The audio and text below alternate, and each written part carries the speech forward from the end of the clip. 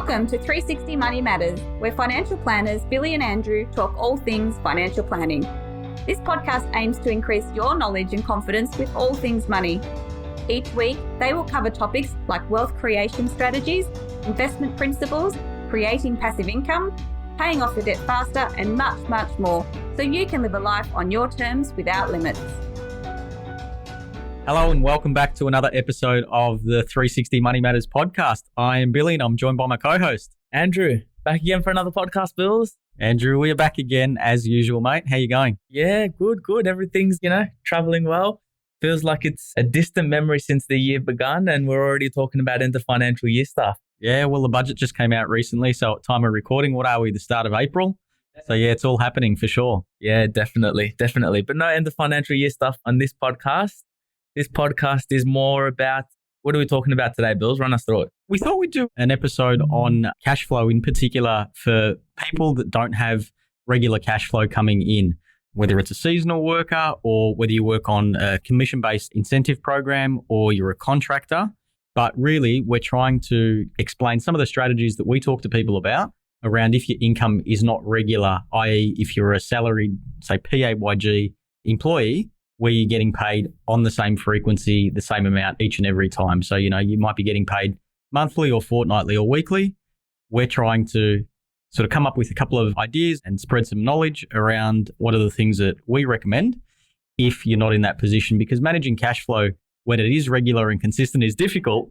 It gets even more challenging and you need to be even more disciplined if it doesn't come in on a frequent basis. Yeah, exactly right.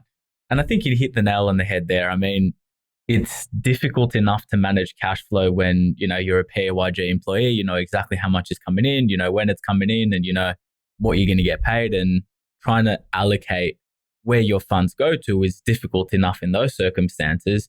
You overlay having, irregular or sporadic income coming in and all of a sudden everything's up in the air and it becomes a much more challenging and daunting task to do it. So I think it's, a really relevant podcast because there's so many people that this, is relevant to, and it's hugely beneficial. One of the things that we see, all too often is with the rise of your credit cards, your, buy now, pay later, your, all of that stuff, that seems to be the way that the people go about it, which is insane because obviously there's the fees, the costs, the interest that you're accumulating, but there's also the burden on top of you that, hey, if, the income that I thought might be coming in next month doesn't come in, you're screwed. Yeah. Thinking back to our podcast that we did a little while ago around budgeting and cash flow, I wouldn't necessarily say it's just an exercise in being disciplined, but throwing back to using credit and buy now, pay later schemes, if your income is not enough to meet your expenses, I guess that's one thing. And if you're in that position, it's very, very difficult to try and make ends meet. So you do lean into, or we found that people do lean into credit cards and the buy now, pay later and stuff. But in the event where your income is enough to cover your expenses, but it's just infrequent and the sporadicness of it obviously changes because of the nature of the work, what we're going to go through is being disciplined and trying to set up, I guess, some things in your banking structures in particular. So if there is a change in frequency or if something does happen where, the money didn't come in today like you were expecting and it comes in a week late, that you don't need to get into those positions where, you're dipping into credit, because once you do that, it's very, very difficult to try and pull yourself out of it, as we've explained with previous podcasts before. So yeah, definitely the use of credit is a big no-no in most circumstances. I mean, obviously if people are desperate and they can't make ends meet, then that's just naturally what tends to happen. But in this instance, we're talking about being more organized and a bit more disciplined around your banking structure to try and prevent you from getting into that position. Yeah, exactly. And I think what it also does is, especially if you're on either a commission-based or if you're self-employed, when you're dipping into credit, what the cycle that tends to breed from a mentality side of things and even from your own, income side of things is you're chasing the next dollar. So you're not looking at the long term. You're not looking at, building something, but rather you're in a position where you're in, credit card debt or you're in debt and you just have to chase the next dollar to get income coming in.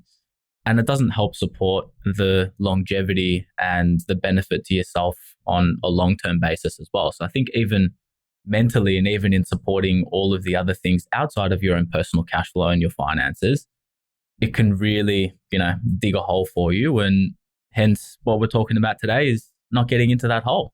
That's it. And look, I guess ultimately in its simplest form, it's trying to create a position where you don't run out of money between your pay periods. Yep. That's probably in its simplest sort of one sentence form. First cab off the rank, savings buffer. Having enough savings to cover you for a period of time to try and smooth out any gaps in the income coming in. Yeah. I mean, look, savings, rainy day funds, all of that, it's so important irrespective of who you are, your wealth level, your asset position, whatever it is. It's at any stage in, your wealth creation journey, it's hugely important. If you've got sporadic income, the importance on that is just elevated to another level. So making sure that there's a significant savings buffer, and it's different for every person. And, whether you look at 3 months worth of expenses, whether you look at 6 months worth of expenses, whether you look at whatever savings and buffer account you've determined and you think is appropriate for your strategy, making sure that that's there is sort of the first point in call of, doesn't matter if income is sporadic, and doesn't matter if it doesn't come in, this week or next week or the week after, because that there's an amount there to be able to cover it and to cover any unexpected expenses as well. Yeah. And look, let's be realistic. I mean, that's what it's there for, right? In our financial planning world, I guess from our perspective, as a broad brush statement, we're recommending 3 months as the minimum buffer that you've got. I guess in this instance, if your income is irregular, you'd probably need to crank that up a little bit. And like you said, it's different for everybody, but depending on the work and depending on the frequency of income, I guess that will then alter how far above the 3 month buffer that you've got. Yeah, exactly. Yep. And look, the next and sort of simplest strategy, and look, it may not be the most effective because I don't think it goes far enough in terms of managing cash flow, but if you just look at it in the simplest way to manage this, one of the ways that we, direct our clients to manage, sporadic income is your income that's derived from your work that is sporadic, you get it paid into a separate bank account. As in not your transactional bank account? Not your transactional bank account. You determine what's your average income, right? So if you want to get paid on a weekly basis or a fortnightly basis, you work out what your average income is over that period. Your pay goes into that separate bank account and you pay yourself a fortnightly or weekly income. Pretty simple, nothing, that's groundbreaking in this, but what you're doing is effectively smoothing out the income you're receiving on a sporadic basis. So rather than earning a huge amount in your transactional account, then nothing, then a huge amount, then small, then, it's jumping up and down. What you're doing is paying it into a separate bank account and paying yourself a weekly, fortnightly, monthly, whatever period that you like, regular amount into your account, which effectively gives you an element of, not guaranteed income, but regular income, even though it's not regular, if that makes sense. Yeah. So let me try and put this into context. It'd be a lot easier if we were on a video or if I had my trusty whiteboard. So your pay goes into bank account A, and that goes on a sporadic basis depending on the nature of your work. But you've set up bank account B, and whatever your frequency is, we'll call it weekly in this instance, you have the same amount being transferred from bank account A to bank account B, like it is being received as a regular salary, regular income. So you get used to living on the same amount each and every week. Obviously, you need to make sure there's enough money in bank account A and there's your float in there and everything like that. But basically, you're getting yourself into a discipline where you're receiving the same amount of money each and every week or fortnight, and that's how you're smoothing it out. So you're converting, I guess, your circumstances about irregular income, but the felt change that you've got, you're actually converting that across to receiving regular income based on the metrics and the parameters and the frequency. Exactly right. And so effectively, all that you're doing is just smoothing out the income that's coming into your account.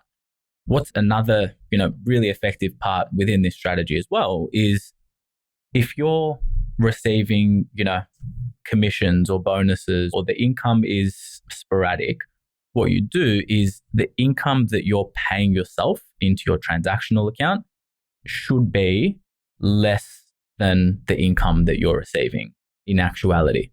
so that when those bonuses and when those large bonuses get paid, it gets captured in that account and it stays there.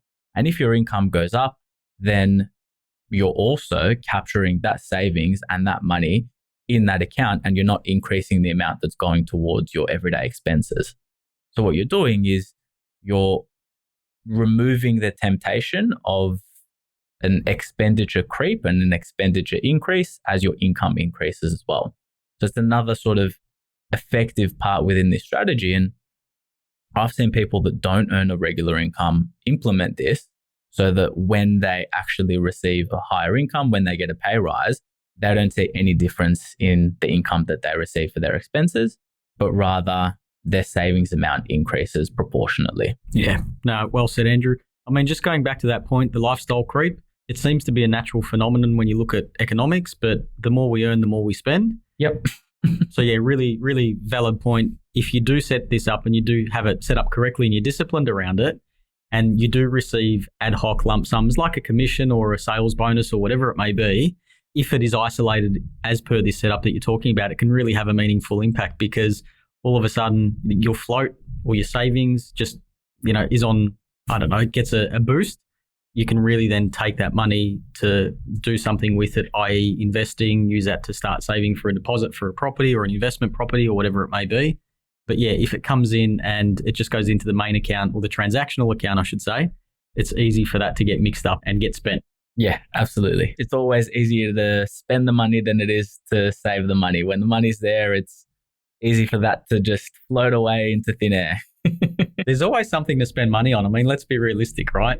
Absolutely. Absolutely. There's marketing teams all around the world working on this problem each and every day. And the question that the problem that they're trying to solve for is, how do we get people to spend more money, right? So yeah, when you've got people dedicated to it, you've got marketing budgets, you've got campaigns running left, right and center, it's easy to do. So keeping some discipline with it is the way to go.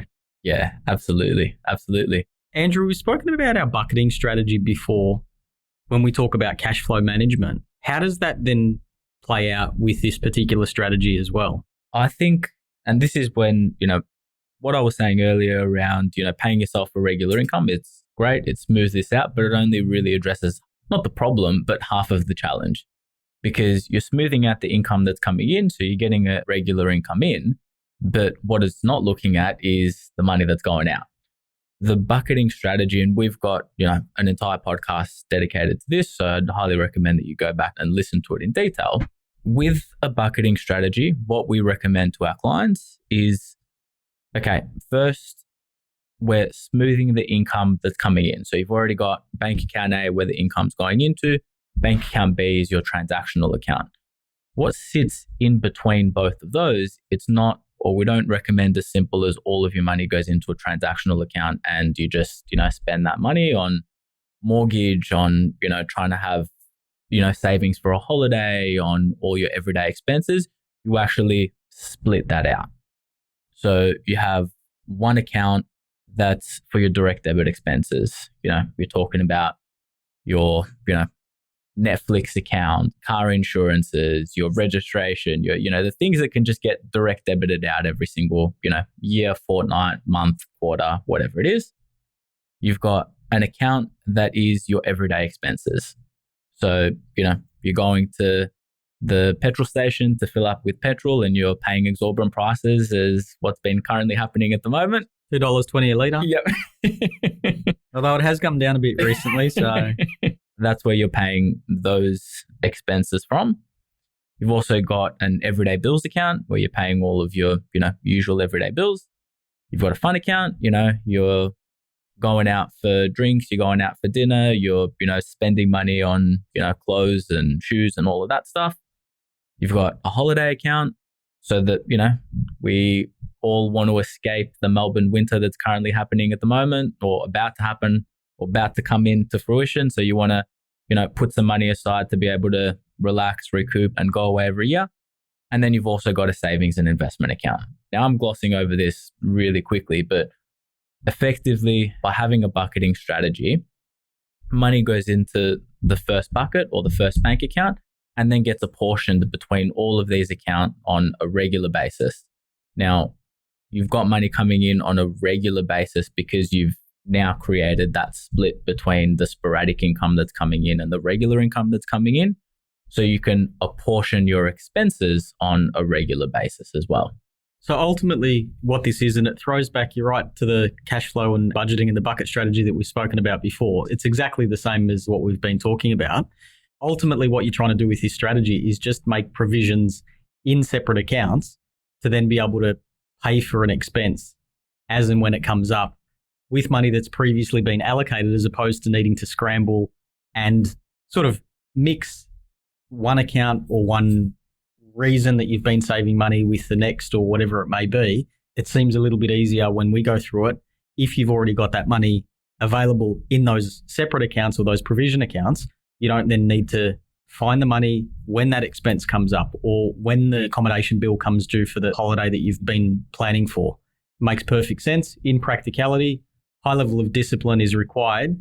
You can't cross-contaminate accounts. So you can't pinch from one account because you've run short on the other. So as long as you can maintain that discipline, well, it goes against the strategy and it makes the whole thing a lot more complicated. But if you tap into the other bucket for a different reason, you're kicking the can down the road, and somewhere down the track, it'll obviously come back and bite you somewhere down the track. So look, it's certainly a strategy, and it's certainly something that is, requires a lot more discipline, and it requires effort being put into your expenses.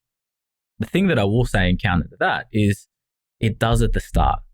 So at the start, you need to apportion your expenses. You need to work out where your money is going to, which account it's going to, how you're going to, manage your cash flow. And the first few months, yeah, sure, you may be needing to pinch money from one bucket to another because your numbers may have not been 100% accurate in terms of your budget. But you look at this thing 6 months down the track, or you look at this thing 12 months down the track, or this strategy is ultimately designed to simplify your life. You get a bill, you don't need to think about, where is that going to come from? Where am I going to pay for it? Do I need to go on a payment plan for it? It's already there. It's already accounted for, and all you need to do is pay for it from the correct account, and that's it. So yes, it does require more discipline. However, in the long term, what you're trying to do is simplify your financial life and simplify the decisions that you're making with money. That's ultimately what it does. Yeah. In terms of the effectiveness of this, other than being able to increase your income, which obviously there's limitations around what that looks like, but I think this is one of the most powerful ways to get on top of your money management. And considering that money management, cash flow, household budgets, they're always under pressure, and probably even more so now with the cost of living going up. But this is one of the things that if you manage to nail and get right, this will make that process a hell of a lot easier. If you can stick to it and you can do it right and you've got a little bit of discipline around it, you won't have to worry about, where am I going to get money from, or, a bill comes in and you get bill shock. So can't downplay the effectiveness of it. It sounds quite simple in essence. Yeah, if you manage to get it right, it's absolutely life-changing. Absolutely. Absolutely. Another method to kind of, look at another alternative around this is, and what we've seen work is, sometimes it's not, when you consider a household, if it's a couple and money's coming in from both partners, a lot of the times it's one person may have, sporadic or irregular income while the other person has a regular income. So another method that we've seen work is the person who's earning a regular income, that income is utilized for all of the fixed expenses, for all of the guaranteed expenses. So you know that everything that's fixed is covered. So you're talking, your mortgage repayments, you're talking your car insurances, your expenses that are 100% going to happen. And then all of the other variable expenses, like going on holidays, like going out, like, doing all of the things that you want to do and enjoy your money with, are paid for by the person that has irregular income. Because you can have control over your irregular income. You can choose not to go out. You can choose not to go on a holiday. So if income doesn't come in, you have the ability to, manage those expenses. But you know that everything that has to be paid, all of your fixed expenses, are 100% going to be taken care of, and you're not going to need to, dip into credit and dip into other means of funding those expenses. So that's another sort of simple and easier method to be able to, counteract if you're in that position. You do have a partner that's got a regular income. Yeah, and that reminds me of sort of another strategy that I've heard years and years ago, but it was more so around the mortgage repayments where, you hear a couple talk about, we live off my salary and with the other salary, we pay the mortgage. That's a really good way of doing it as well. Sort of similar concept. Love the idea about the regular income covers the fixed expenses and the irregular income covers the discretionary expenses. Just with that, because if there is a large irregular income, you want to still be disciplined around, what you're spending. You don't want to say, okay, this is all free money and we've covered all of the stuff, our fixed expenses and running the household and running our lives. And all of a sudden there's even though it is irregular, it could still be a large amount. All of a sudden we're blowing a full person's income on just the fun stuff. Hey, if that's your lifestyle and that's what you want to do, then go for it. But yeah, there's probably just that little caveat that sits over the top, but really beneficial strategy as well. And I think that tends to make it almost easier in this context because it forces you to be disciplined as well. And it adds another layer of complexity. So I think that can work really well and really powerful. And yeah, like I said, it throws me back to hearing people talk about living off one person's income and then, doing something with the other person's income. Absolutely. A little bit harder when inflation's hitting the numbers that it's currently hitting, but definitely does work if you can manage it. Yeah, absolutely. Absolutely. Andrew, what are we looking at here? So cash flow, a little bit more difficult with irregular income. I think that's probably it. But if we get disciplined, if we implement a system, if we stick to it, it can actually result, I think, in a better outcome. Yeah, absolutely. Absolutely. I mean, I think about the clients in my experience that, we've either helped with or they've had a good handle on going into this strategy. And some of the clients that have had, the best cash flow strategies in terms of management coming in is people that have irregular income. Because when your income's irregular, you should be less likely to spend that income because you're unsure of, exactly how much is going to be coming in next. If you can develop a method and stick to a strategy where any large bonuses or large commissions or larger income months or quarters or years get captured and aren't spent as a part of your regular income, I mean, it can be fantastic. And so I think that really all is required is some more discipline and some more thought around how you manage that cash flow. But the opportunity is certainly there. And I think that it's fantastic to be earning commissions and bonuses because you really can accelerate your savings without feeling such a pinch on an everyday basis. Well said. And I think it also goes back to that lifestyle creep. And I was just thinking about it in a couple of numbers. Say you get a $10,000 pay increase, that's $200 a week. And we're talking gross numbers. We'll stick with gross. $200 a week. It'd be very easy for that $200 to form just part of your lifestyle. And lifestyle creep kicks in. And all of a sudden that $200 per week or that $10,000 a year just disappears and you don't know where it's gone. As opposed to getting that as a lump sum, if you've got the discipline around your cash flow management and then that 10,000 comes in either in one hit or, in half or over quarters, it's easier to identify, isolate, and then actually do something more meaningful with that money and say, okay, with my bonus or with my increase, I spent it on this. As opposed to, I was getting $200 extra a week. I actually don't know where it's gone. Yeah, and that's really the distinction between conscious and unconscious spending. So when you're getting it as bonus, as long as the decision is conscious, as long as you're saying, okay, and look, at the end of the day, you need to some extent reward yourself as well. Okay, I got a $10,000 bonus. Yeah, sure, I want to reward myself. I did well, I worked hard, and I want to enjoy an aspect of it. But if you're making that decision and saying, okay, I'm going to put $2,000 towards X because I want to go on a holiday with my family, whatever it is, you're making the decision on spending the money there and you're making the decision on saving and investing or whatever it is that you're doing with the remainder of the funds. But the problem lies when there's unconscious spending and you're not thinking about it. It's just happening and it becomes very, very easy for that to slip away from you. Andrew, well said, well summarized. I reckon there was a whole heap to unpack in there. Crosses over to the cash flow and budgeting and bucketing strategy podcast that we've done previously. Andrew, thank you. And to our listeners, as always, really appreciate you taking the time out to have a listen to our podcast. Once again, details in the show notes if you have any questions or wanted to get in contact. Hopefully you got a whole heap of value out of that, and we look forward to catching you on the next one. Billy, thank you again for another podcast, and thanks for the listeners for tuning in again. Thanks for listening today. If you have any questions on what we talked about or would like to have a chat about your money journey, visit us at 360fs.com.au. Just a reminder to our listeners that the information contained in this podcast is general in nature and it is not intended as personal recommendations for the audience. Please consider whether the information suits your circumstances before acting on it. This information is provided by Billy Amiridis and Andrew Nicolaou of 360 Financial Strategists Pty Ltd, authorised representatives and credit representatives of AMP Financial Planning.